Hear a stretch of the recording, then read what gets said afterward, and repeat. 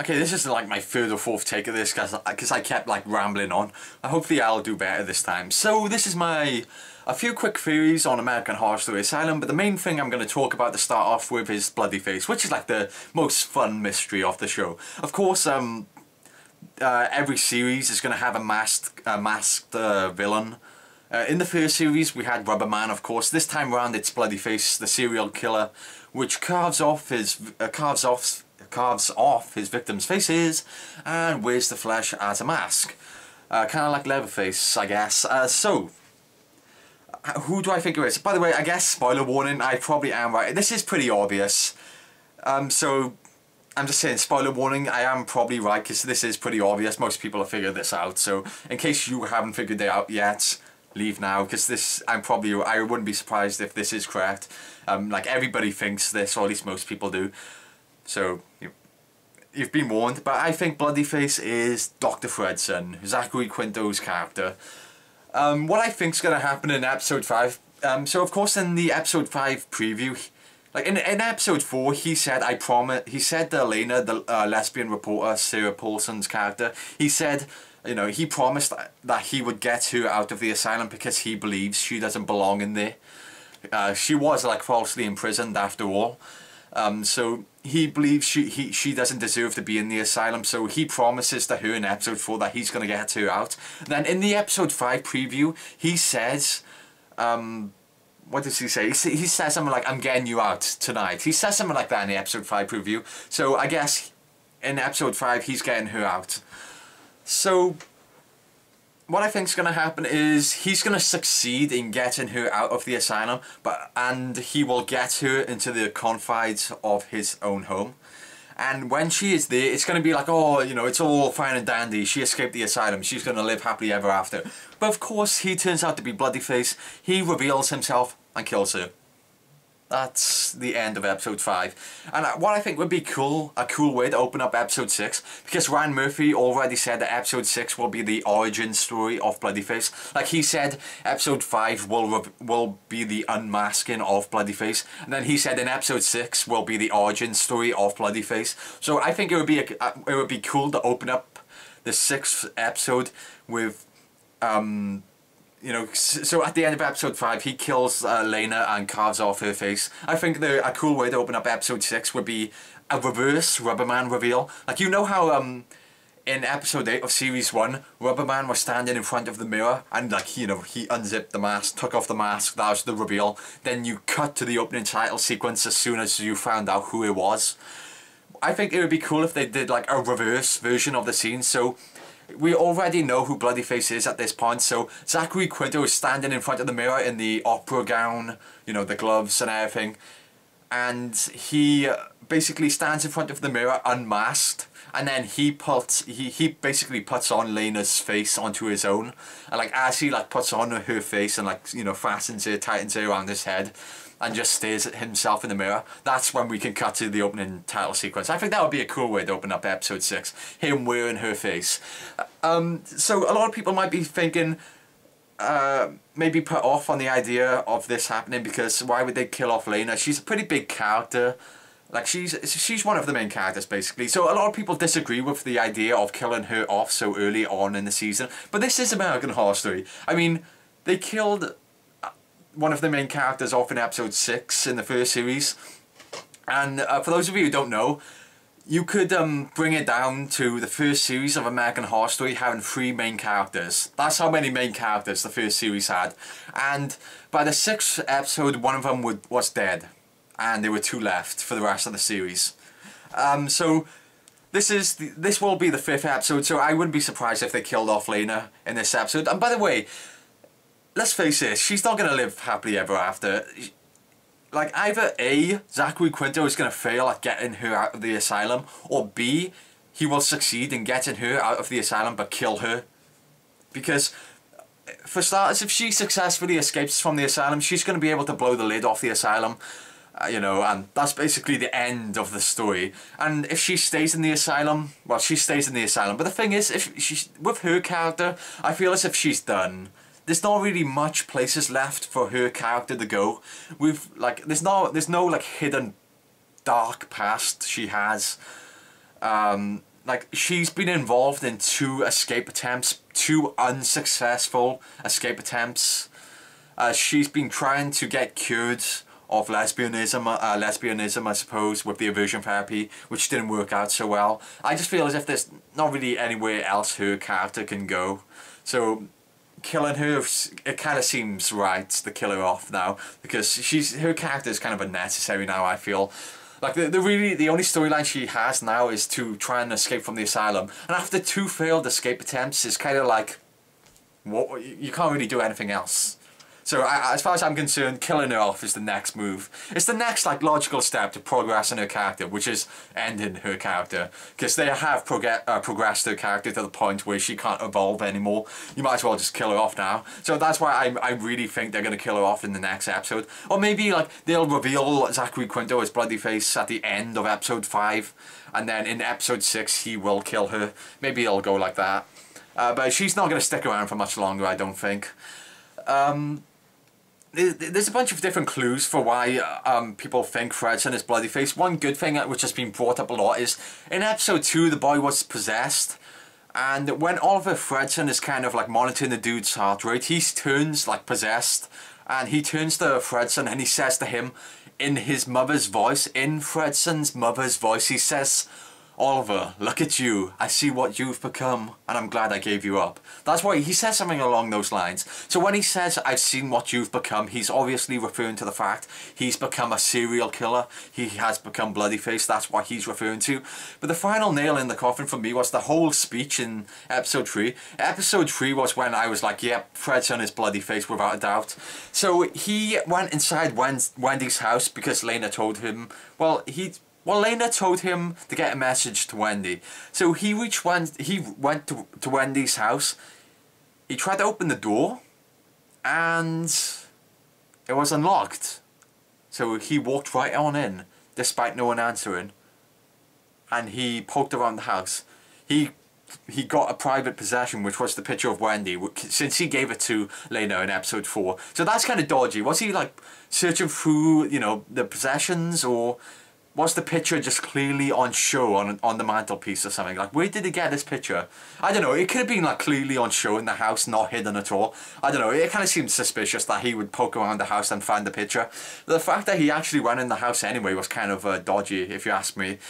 But the big problem I have with this flashback is that the door was unlocked. The door was unlocked, and he walked right in. And he does say to Lana the door was unlocked.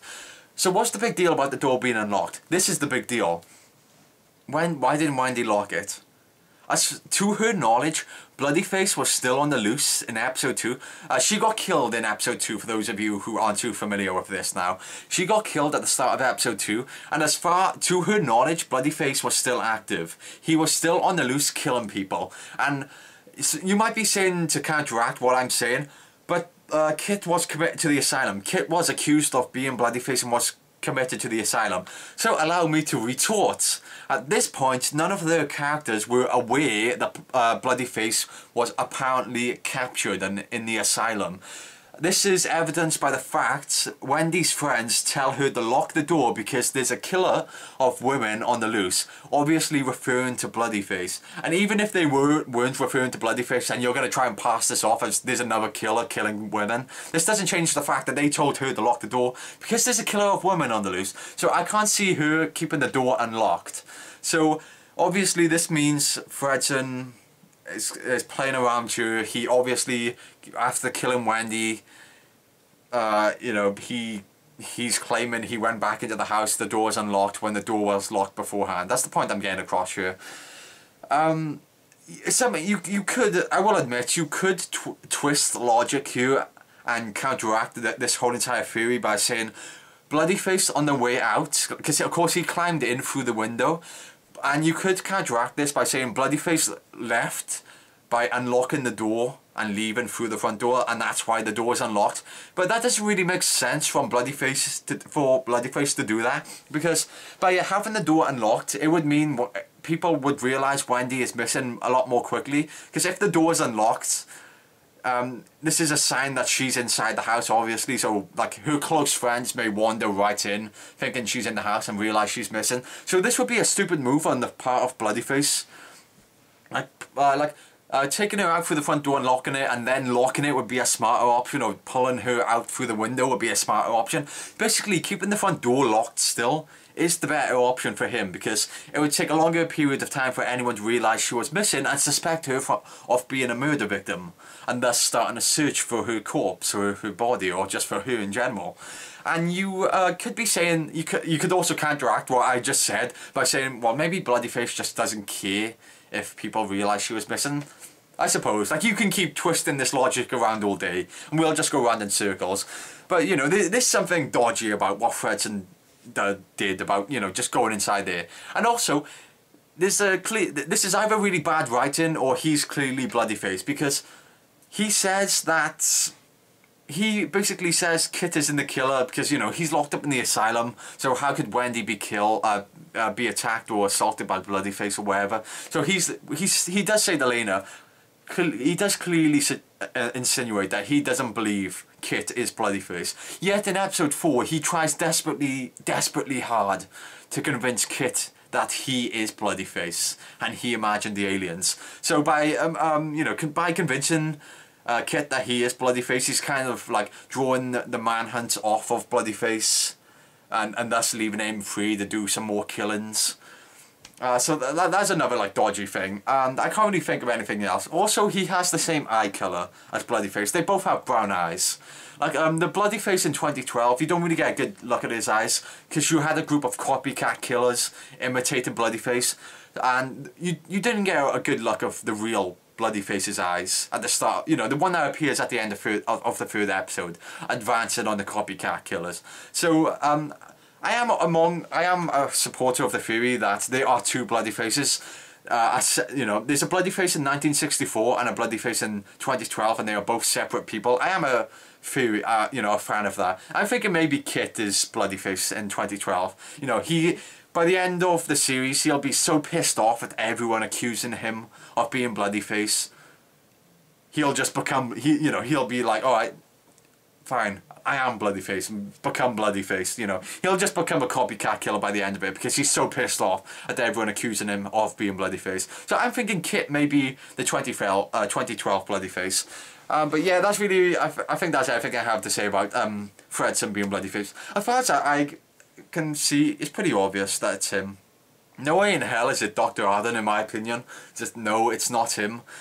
Like, he just simply doesn't have a motive to be Bloodyface. It makes no sense for his character to be Bloodyface. Thredson and Joseph Fiennes, those are the only characters really we don't know much about.